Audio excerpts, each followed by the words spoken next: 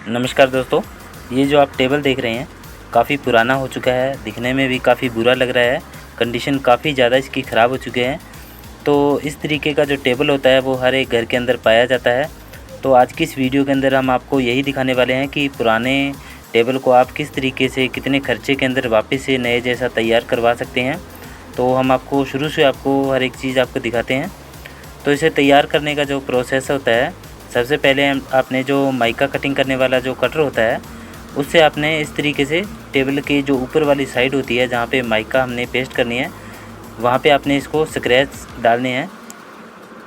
जो mica cutting वाला जो ब्लेड होता है, पुराना ब्लेड भी आप ले सकते हैं या फिर नया भी आप अगर स्पेशल इसके लिए लेके आएंगे बाज़ार से तो भी इसका कोई ज़्यादा खर्चा नहीं होता है।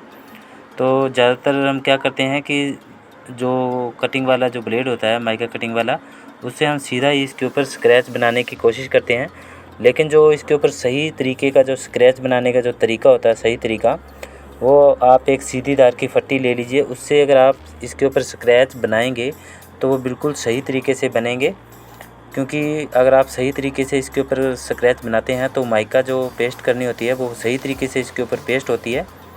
क्योंकि जब आप इसके ऊपर स्क्रैच बनाते हैं तो इसके ऊपर जो बिल्कुल धारियाँ आप बनाते हैं वो बिल्कुल नज़दीक से होनी चाहिए। बिल्कुल एक दूसरे की जो लाइन को कटिंग भी जो आप करते हैं तो वहाँ से जो माइका है वो उखड़नी भी नहीं चाहिए, जो पुरानी वाली माइका है। तो आपने बिल्कुल ध्यान से इसकी जो स्क्रैच है वो बनानी है। इसकी सतह के ऊपर स्क्रैच बनाने के बाद में आपको हम दिखाएंगे कि ये किस तरह से दिखेगी। क्योंकि अगर आप सही तरीके से एक बार इसके ऊपर स्क्रैच बना लेंगे तो कोई डर नहीं रहेगा माइका की जो पेस्टिंग के अंदर। तो आप देख सकते हैं कि इस तरीके से आपने सफाई से इसके ऊपर स्क्रैच डालने हैं, जिससे क्या है कि माइका सही तरीके से इसके ऊपर पेस्ट हो सकेगी। तो एक काम और आपने करना है, जो इसके एज होते हैं वहाँ पे भी आपने माइका की जो कटिंग वाला ब्लेड होता है वहाँ से आपने इस तरह से, ये वीडियो में आप देख लीजिए, चारों तरफ आपने स्क्रैच ऐसे बनाने हैं। क्योंकि जब आप स्क्रैच डालते हैं तो जो एज होते हैं वहाँ पे जो माइका वाला जो कटर होता है वो चल नहीं पाता है।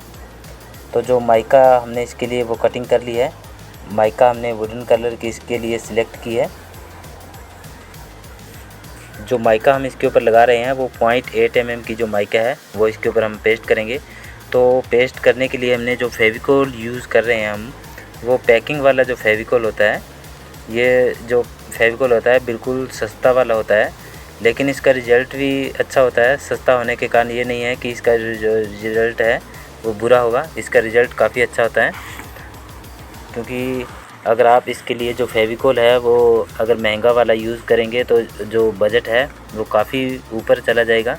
तो हम बजट के हिसाब से आपको जो पैकिंग वाला जो फेविकोल होता है वो ही हम आपको दिखा रहे हैं, जिससे क्या है कि इसका जो बजट है काफ़ी लो रहे। तो अभी हम आपको दिखाते हैं कि इसके लिए जो मटेरियल वगैरह लगना है वो कितना लगेगा। क्योंकि अभी ये जो टेबल का जो साइज़ है हमारा 2x3 का जो टेबल है, सॉरी माफ़ कीजिएगा, ये 2x3.5 का टेबल है। तो इसके लिए आप मान लीजिए कि 2x4 का जो माइका का पीस है वो लगेगा।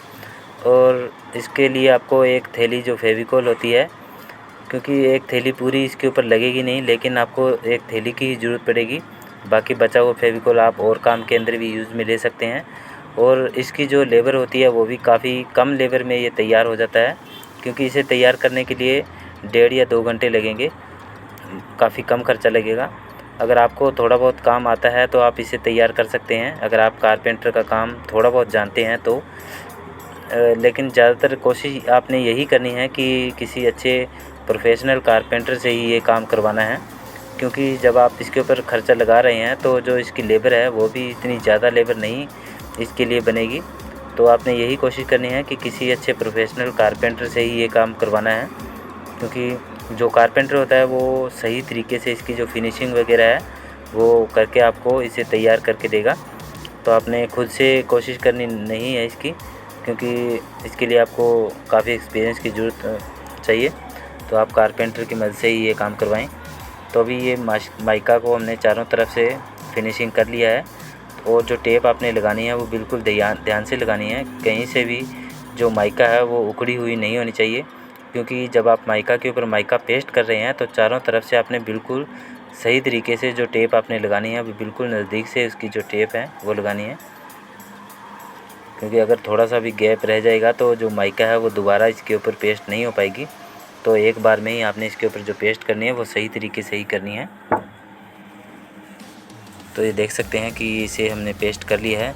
तो इसको पेस्ट करने के बाद में इसके जो गोला वगैरह है चारों तरफ वो भी हमने लगा लिया है, पेंट वगैरह सभी काम हमने इसको कंप्लीट कर लिया है। आप देख सकते हैं यहाँ पे भी हमने गोला लगा के इसके जो एज हैं वो हमने कवर कर लिया है और इसके ऊपर जो पेंट वगैरह है वो कर दिया है। ये जो आप साइड आप देख रहे हैं ये पेंट की जो थोड़ी फिनिशिंग है वो करनी बाकी है, बाकी माइका के अंदर इसकी कोई दिक्कत नहीं है। तो गीले कपड़े से इसे आप साफ़ करके अच्छे तरीके से इसकी फिनिशिंग कर सकते हैं।